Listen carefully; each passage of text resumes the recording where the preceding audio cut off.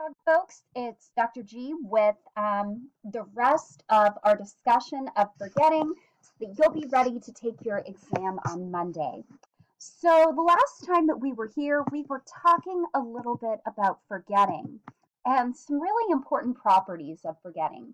So, generally, as we learned, older memories are more resistant to forgetting than newer ones are. That's referred to as Jost's law. And additionally, explicit memory seems to be much more prone to forgetting than implicit memory is. Forgetting occurs much more slowly with implicit memory when compared to explicit memory. So, why do we end up forgetting, and how are memories forgotten? Well, remember that I mentioned that with long term memory, we generally believe that no memory is truly lost.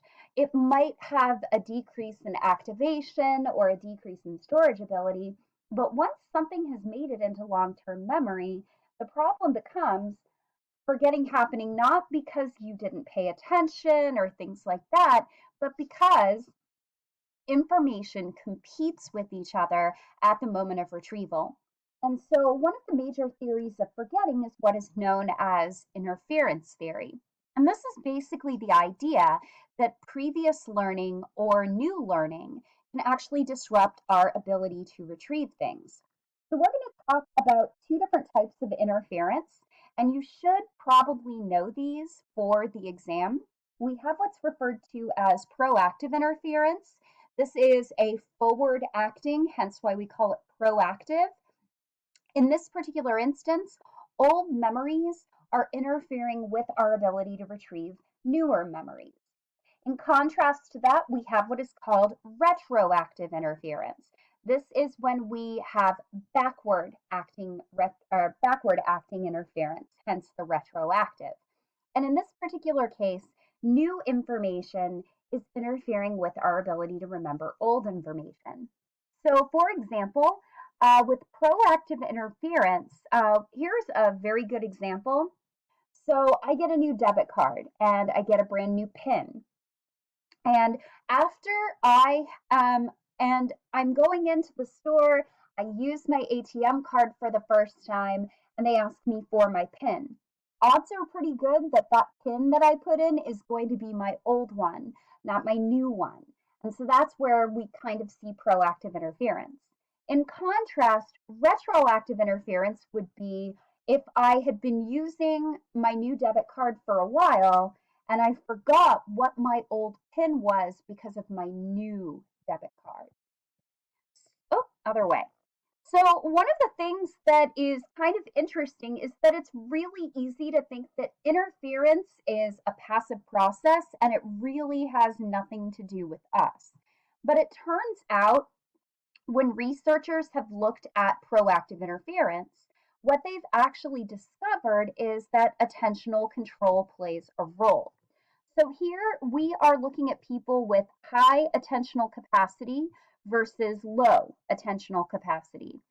And so this would be an example of high working memory capacity and low working memory capacity.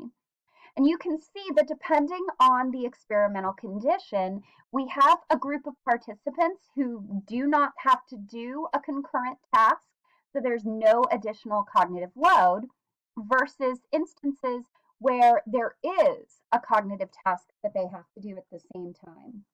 Now, you'll notice that when there is no cognitive load, our high working memory spans tend to have very little proactive interference. You can see that this bar is very low.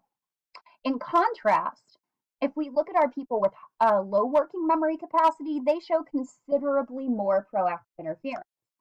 When you start introducing a cognitive load that can divert attention away from a list, we see that the high spans are actually more prone to proactive interference than our low group. And in this particular case, it's probably because the low spans are generally bad no matter what. But notice that it's only when I introduce a cognitive load my high spans start to have problems. So what this tells us is that odds are pretty good that the reason that interference happens to many of us is partially based on our ability to control our attention. So we've talked a little bit about proactive interference, where old learning interferes with our ability to remember new things. But does retroactive interference actually happen in everyday life? And it actually does. There's a very interesting finding, and if you're planning on studying abroad, this is something that you might experience. For people that are learning a second language, generally some of the first language that you've learned will be forgotten when a new language is learned. So I've heard of many stories of people doing study abroad or being in a foreign country for a year, and then after they've been speaking the language there for a while, they go back to their native place and they start having trouble remembering what words they need to use in their native language. And that's a case of retroactive interference. This new language is hurting their ability to retrieve the old one. Misha DeWar and colleagues back in 2007 found that part of the reason that this happens is because of the mental effort that is expended. And additionally, this is especially likely when the languages learned are quite similar. So I've especially heard this happening when people learn things like English and German, which are very similar in terms of their structure and in terms of their language. So now we got to talk about Freud. And I know that that's kind of surprising because we really haven't talked about Freud much. It's a cognitive class, he is a clinician. But Freud's theory is really relevant here. We're talking about forgetting, and nowhere do we see a discussion of forgetting with Freud more than his discussion of repression. The idea that we engage in motivated forgetting of either traumatic or threatening events. And this can be either consciously done or unconsciously done. So, for example, growing up, my sixth grade year was a really tough year for a variety of different reasons. And I don't know for sure or not, but a good chunk of those memories are very, very blurry to me because I don't really want to remember them. Now, research that has looked into repression has often examined survivors of abuse. And that's where these things get incredibly controversial because you can't talk about repression without talking about the phenomenon of a recovered memory, a memory of trauma that you have buried and then have suddenly recovered. And so back in the 80s and 90s, it was not that uncommon to hear talk about the memory wars or the memory war. So you had people like Elizabeth Loftus doing research on people with recovered memories and really making the case that recovered memories are certainly possible, but in some cases, they are probably being, there's a high suggestibility that is happening. So there were people who believed that these recovered memories were real, other people who believed that these recovered memories were implanted, and it actually got pretty interesting when you read about it. And I'd be happy to share more if you're interested. But let's talk a little bit about that phenomenon of recovered memories. So, generally, are recovered memories real or not? I generally do not want to make a blanket statement that if you've recovered a memory, because generally what we tend to find with trauma is that stress enhances memory. Stress actually makes you less likely to forget, not more. So, generally, I want to say that probably most recovered memories are not necessarily accurate, but at the same time, issuing a blanket statement is a bit much. So, one of the things that researchers have actually done is they've tested that DRM list that I showed you, where I gave you the list of items that was related to a critical lore that I never actually said. And so, Clancy and colleagues actually looked at a couple of different things. They looked at controls, they looked at people who had always remembered the abuse. So in this case, it's not a recovered memory. People who were abused but have no memories of it, and people who actually recovered memories of abuse. And so what you're looking at on your y-axis is false recognition in a DRM task. And what you'll kind of notice is that relative to these other groups, people who report recovered memories of abuse are far more likely to falsely recognize a critical lore. Now, does that mean something? I think it might mean something.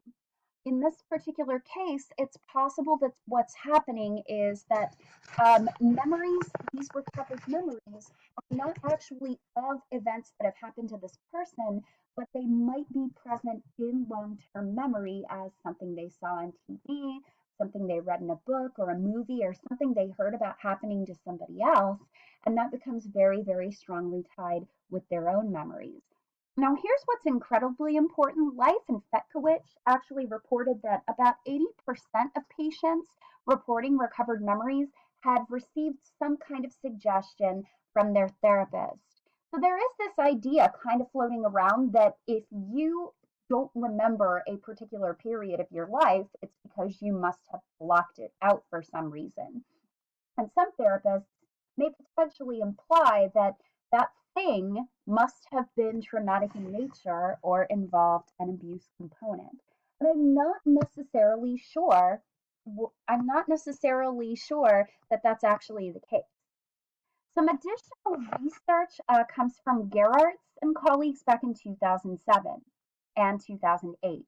And they looked at individuals with childhood memories of abuse.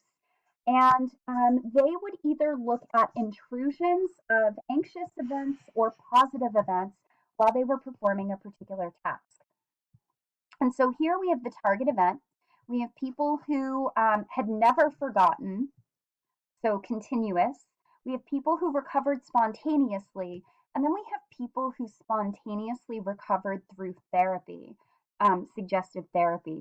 And what you can actually see here is that in general, people who had recovered memories of these events in therapy were really no different from people who had never forgotten or healthy controls in the rate of intrusions of negative or positive events.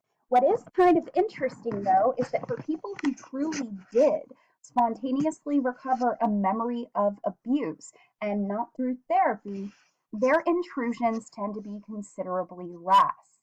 And so this might mean that there is something fundamentally different about people who actually do recover memories versus people who are recovering them supposedly because of a suggestion by their therapist. Those people tend to look a lot more like controls or people who never forgot. But the people who are spontaneously recovering are doing something fundamentally different. And so that might make a big difference. So I want to talk a little bit about Ebbinghaus's forgetting curve and this notion of Jost's law. Why does the greatest amount of our forgetting occur relatively early on? And the reason for this is because of a process known as consolidation.